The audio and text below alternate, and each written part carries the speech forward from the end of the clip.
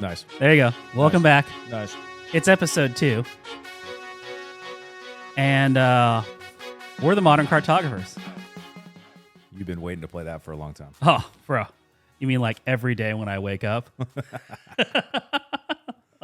like 24/7. That's what's going on. Yeah, so we're back again. Episode 2. Episode 2, which is not the best episode of Star Wars, as it turns out. But, you got to start somewhere. And we're going to talk about, oddly enough, politics, political action committees, independent expenditures. What? Yeah. Whoa. That's what we're here to talk about? And, wait for it, our event. And why you should come. I feel like, hang on, we need the voice thing here. And why you... Oh. Wrong. And why you should come. To the Modern Cartographers. What's it called again? It's like building your successful local political program. Oh, yeah. That's good stuff right there. Huge. Yeah. PAC 101. moderncartographers.com/PAC 101. Get registered today. Join us in beautiful, sunny San Diego, which is where you want to be in February because everywhere else sucks. I think I had to talk you into that, though.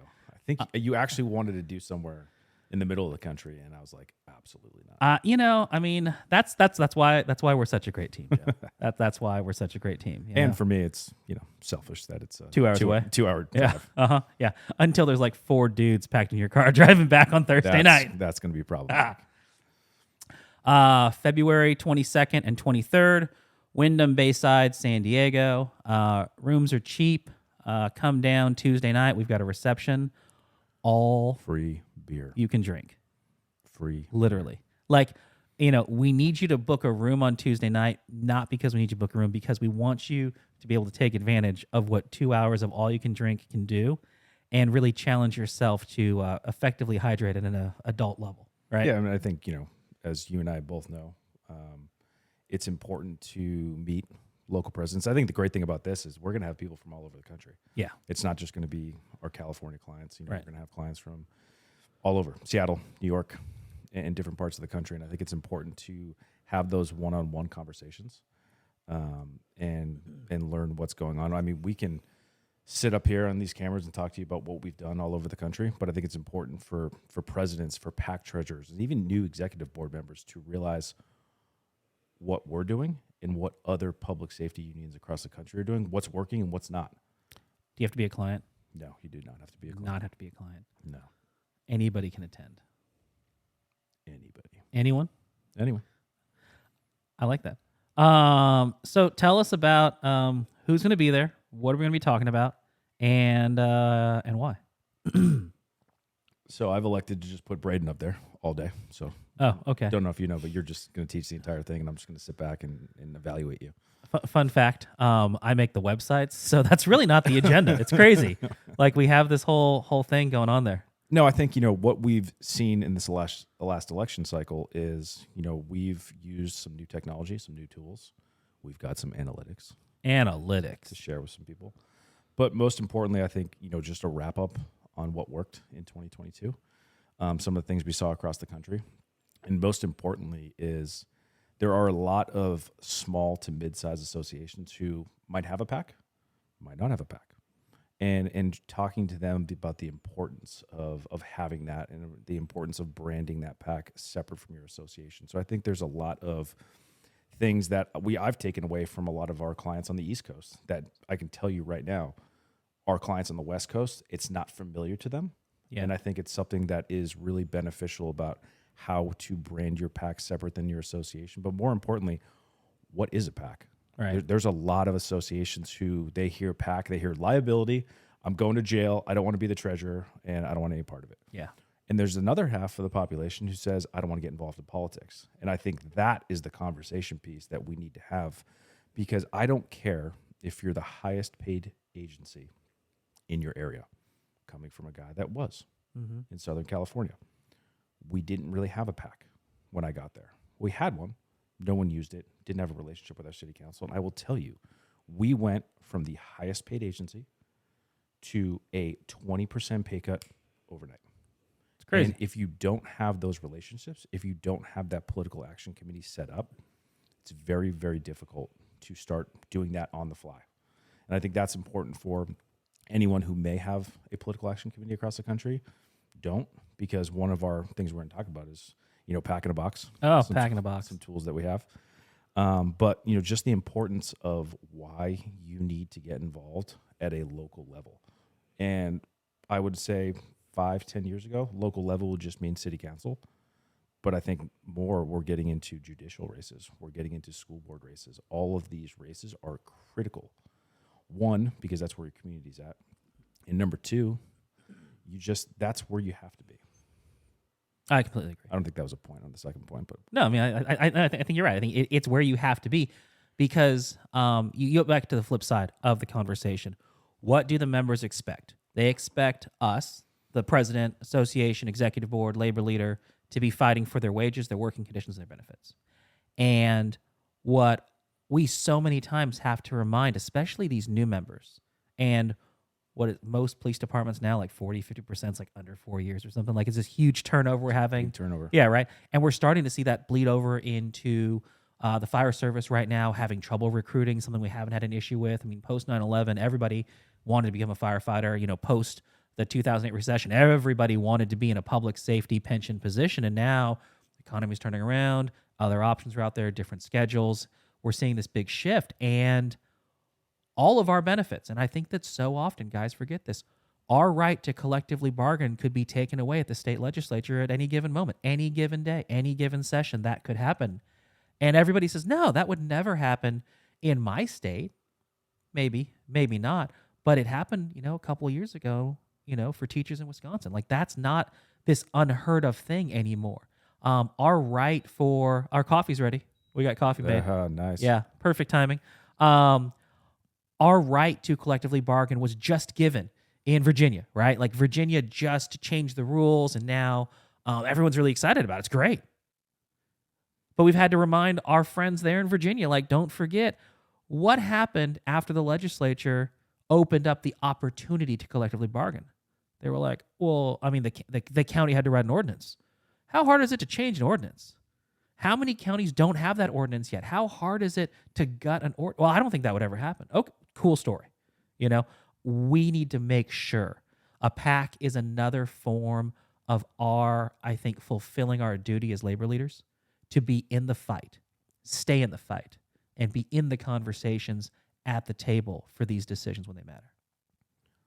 Who would have thought qualified immunity would be on the table? For years, for decades, qualified immunity is never going to be on the table because elected officials have it. Uh-huh. Why would they go after something? It's like, it's here. Right. And there's a lot of people right now across this country who are developing political programs to fight this. That's where we come in, and we can help because we've done it across the country. But if you're in a small community, if you are not involved in politics, you don't really know what getting involved in politics is, this is the class for you. Go full circle back to our class. Yeah. This is what we're going to talk about. These are the real conversations. Why, come out, especially on that night before, where you can sit down and talk to people. I mean, there's going to be association presidents from 20-man departments. Mm-hmm. There's going to be association presidents from thousands of members. And I think getting that one-on-one conversations, that's where you're going to learn a lot as well. I totally agree.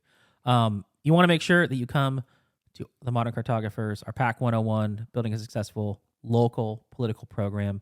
I think because if you look back at your election results from 2022, we had a great win rate. We had a really successful election cycle. A lot of the races that weren't successful were the same races we had pegged with our clients back in August that we told them they weren't going to be successful. And sometimes you have to run races you're going to lose. I was just going to say it's important. Those are important, what I would call important losses. Right? Yeah. And we still rack them up as a loss. We don't exclude those from our win rate because I think it's important. But there is a strategy involved in going into a race that you're going to lose. Absolutely. And again, whether it's strategically making your opponent spend money or coming after different issues, I think it's important. And again, not just looking at the 2022 cycle, but looking at 2024 in different ways of that.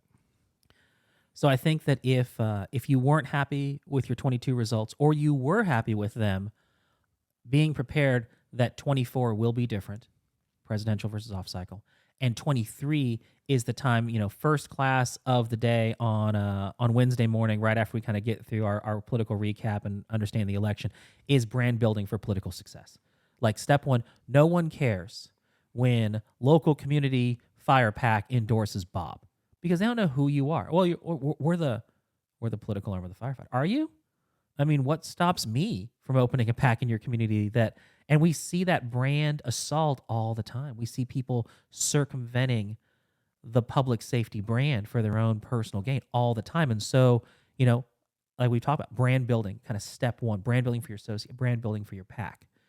Step 1B in successfully arguing, building, growing, and defending those wages, working conditions, and benefits.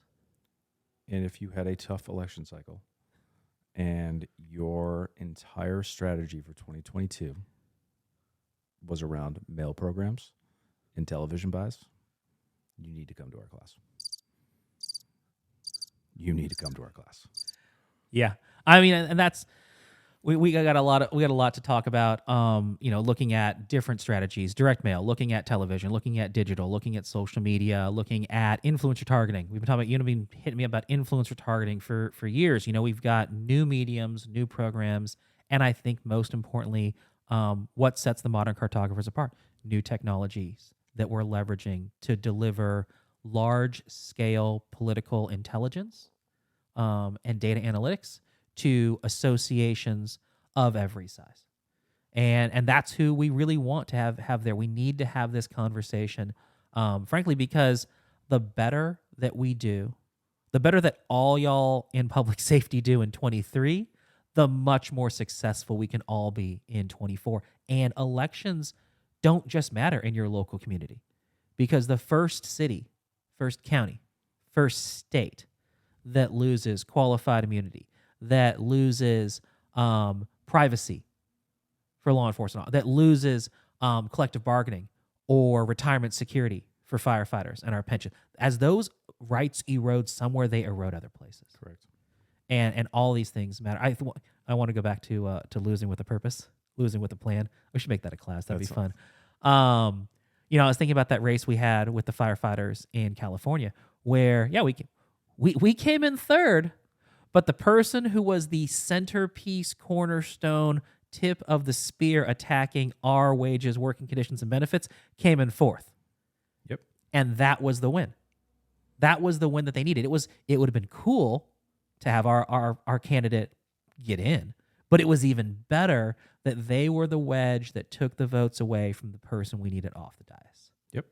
And that's the strategy. That's the approach that I think is really, really important, because if I remember correctly, and you tell me if I'm wrong here, that was not their plan. That was your plan. Correct. Yeah. And that's what we do. That's I think the conversations that we have to have. We've both run our own PACs. I opened my PAC. I think you started, really growing your PAC and getting it to what it was. You've kind of sitting dormant for years. We've been the PAC treasurer. We've filled out the reports. We've done the compliance. We've done the compliance training.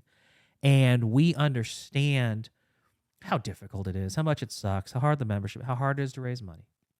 And this class, I think, is our first step in trying to harness that information and bring it to any association of any size that's in a position to come, join us for a conversation. And I think it's important for any, new executive board members that you have. 2023 is a new year, and anybody who is new to a board, because I think you're going to get questions at the general membership level. What do I pay my PAC dues for? What do they go to? Do they just go to you drinking beers on Friday and Saturday night? It's important that you have an answer to that. And I think it's crucial, any new board members, specifically anybody assigned to the PAC, come to this. You're going to learn from Reporting 101. We're going to have a great attorney who's going to speak about the law. And I think it's crucial for these newer members, especially younger newer members, who are, just like we talked about, the 4 years on is how many people, the years of service right now. It's like, okay, these newer members have to see the importance, because at some point you may need to go back for a dues increase, for a PAC increase. And we'll talk about that on another episode about PAC fundraising and different ways to do it. But at some point, if you don't create the education, then going back for that money is going to be really hard. Absolutely. All right, so full circle. Also, because I forgot to do the beginning of the episode, so I may have to do some a creative editing at some point here.